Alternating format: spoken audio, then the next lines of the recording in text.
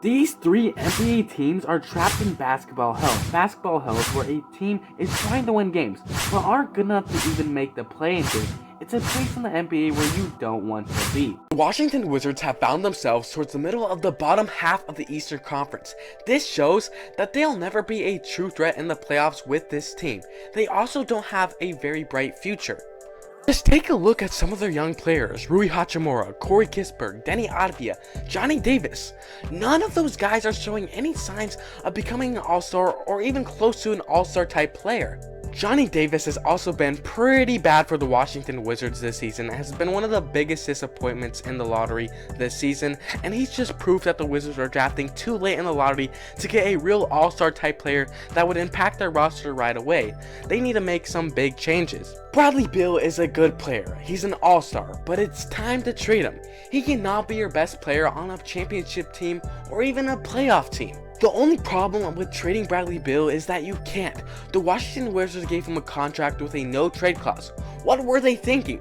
I get giving a man his bag, but you didn't have to give him a no trade clause. Not even LeBron James has a no trade clause. This makes it almost impossible to get a good trade for Bradley Beal.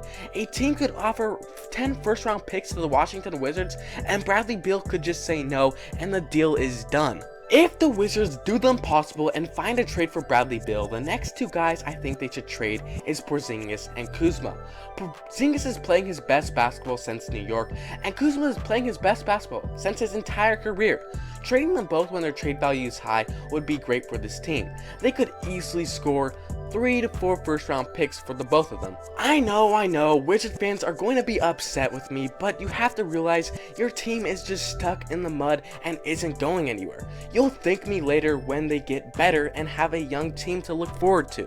The Charlotte Hornets need to turn things around quickly. They need to show LaMelo Ball that they're making moves to make the playoffs. The Hornets roster is pretty old. The only other young guy that gets a meaningful minutes besides LaMelo Ball is PJ Washington. The future of this team is looking dark. The first thing the Hornets need to do is look for trades for Gordon Hayward. The problem with that is Gordon Hayward is on a massive $30 million contract and he can't stay healthy. The Hornets would probably have to take on some bad contracts to even get a young player or a couple for second round picks if they get lucky. If they can't find a trade that they like, they should just keep him on the roster and let his contract expire in like 2 years. The next person they should trade is this sexy man, Kelly Oubre. Kelly Oubre has been nice for the Hornets this season, but he's on the last year of his deal. The Hornets should look to trade him before they lose him in free agency. And the last guy the Hornets should trade is Terry Rozier. Scary Terry has the most trade value out of these three players on this team. He has a nice contract, he's a good player, and you could probably get 2 first round picks for him. If the Hornets do these things and embrace the tank, I think this puts them in a good situation to maybe get back to the playoffs. Plus, if the basketball gods can bless them one more time, they could end up with the first overall pick and get Victor Wembanyama. He could save this team, and a duo of LaMelo Ball and Victor would be scary.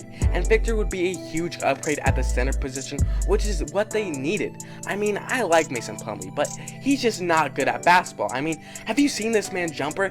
It makes me want to vomit. Well, let's be nice. Let's be nice. We don't have to go there. Bulls have been trapped in NBA hell for a minute. Last season was their best season in years. After trading for Nikola Vucevic and signing DeMar DeRozan, Lonzo Ball, and Alex Caruso, the Bulls found themselves at the top of the conference. Then, Lonzo Ball got injured and changed everything. They started falling in the standings, and lucky for the Bulls, they snuck into the playoffs at the 6th seed.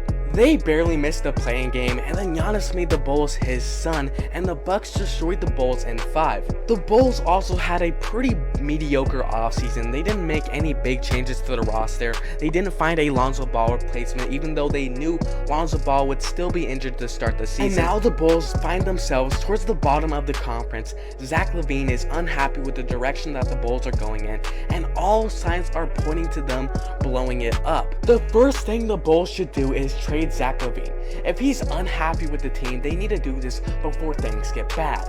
I mean, you don't want another Ben Simmons situation where Zach LaVine just sits out the rest of the year.